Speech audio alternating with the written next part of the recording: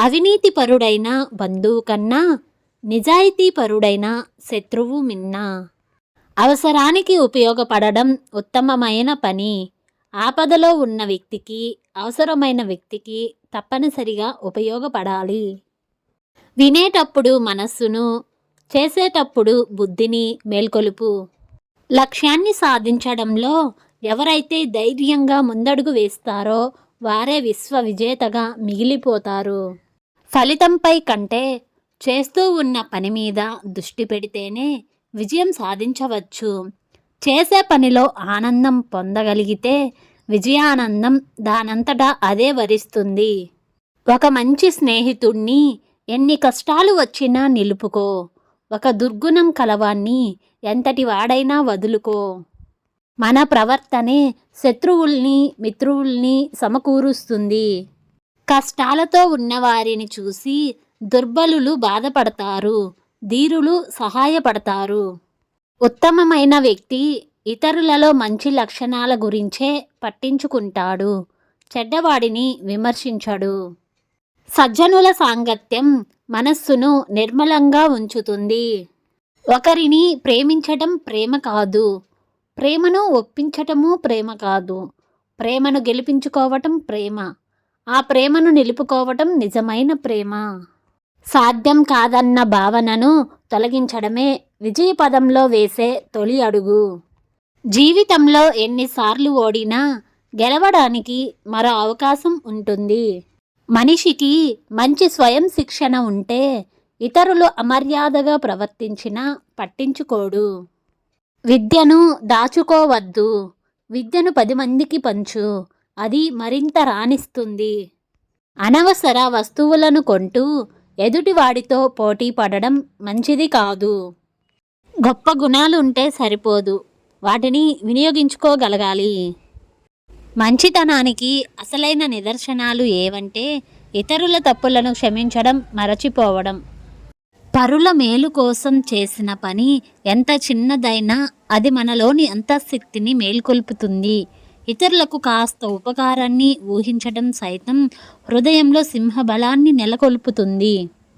మనిషి ఎప్పుడూ తనకు ఉన్న సంపదతో తృప్తి పడాలి, కానీ తనకున్న విజ్ఞానంతో తృప్తి పడకూడదు. ఓడిపోతామనే భయంతో ప్రయత్నించకుండా ఉండడం కంటే ప్రయత్నించి ఓడిపోవడం మేలు.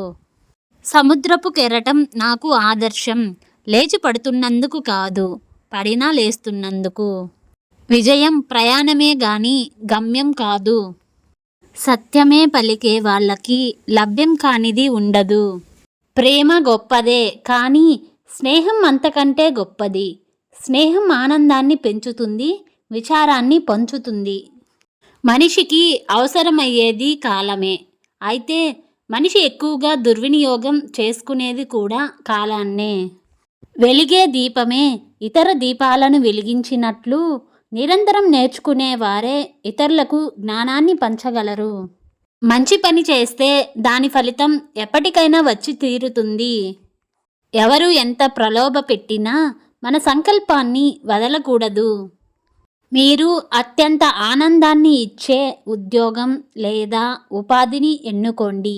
జీవితంలో ఒక్కరోజు కూడా మీరు పని చేయాల్సిన అవసరం లేదు. ఉన్నది పొదుపుగా వాడుకోవడం కూడా ఆదాయం పెంచుకునే మార్గం. ఊహించని సమస్యలు ఎదురైనప్పుడే మనలోని అసలు శక్తి సామర్థ్యాలు బయటపడేది. జీవితంలో అన్నీ కోల్పోయినా ఒకటి మాత్రం మన కోసం ఎప్పుడూ సిద్ధంగా ఉంటుంది, దాని పేరే భవిష్యత్తు. ఉన్నత మనస్కుడు ఒకరిని అవమానించడు, అవమానాన్ని సహించడు. రాళ్లలాగా ఎక్కడంటే అక్కడ దొరకకుండా అరుదుగా లభిస్తాయి కనుకే వజ్రాలకంత విలువ, ప్రశంసలైనా అంతే. నా బాధ ఒకరిని నవ్వించినా పర్వాలేదు, కానీ నా నవ్వు ఒకరిని బాధించరాదు. పుణ్యపురుషులు ఇతరుల కోసం జీవిస్తారు, జ్ఞాని ఇతరుల కోసం తనను తానే అర్పించుకుంటాడు. ఆశావాదికి ఆపదలో కూడా అవకాశాన్ని వెతుక్కోగల శక్తి ఉంటుంది. మనసులో యోచన, మాటల్లో సూచన, క్రియలలోని ఆచరణ ఈ మూడు ఒకటిగా ఉన్నవాడే మహాత్ముడు. నువ్వెంత కష్టపడి పని చేస్తున్నావో చెప్పొద్దు, ఎంత పని పూర్తయిందో చెప్పు.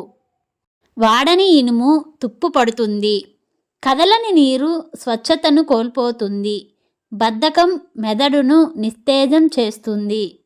జీవితంలో బరువు బాధ్యతలు ఆనందంతో వహించడం నేర్చుకోవాలి.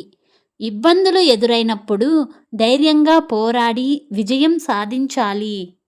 అన్నదానం ఆకలిని తీర్చగలుగుతుంది, అక్షరదానం అజ్ఞానాన్ని తొలగించగలుగుతుంది. జీవితంలో మంచివారి కోసం అన్వేషించవద్దు, ముందు నీవు మంచిగా మారు. బహుశా నిన్ను కలిసిన వ్యక్తికి మంచి మనిషి అన్వేషణ పూర్తి కావచ్చునేమో. నీ మనస్సును నీవు సరిచేసుకోగలిగితే నీ జీవితాన్ని నీవు మార్చుకోగలిగినట్లే.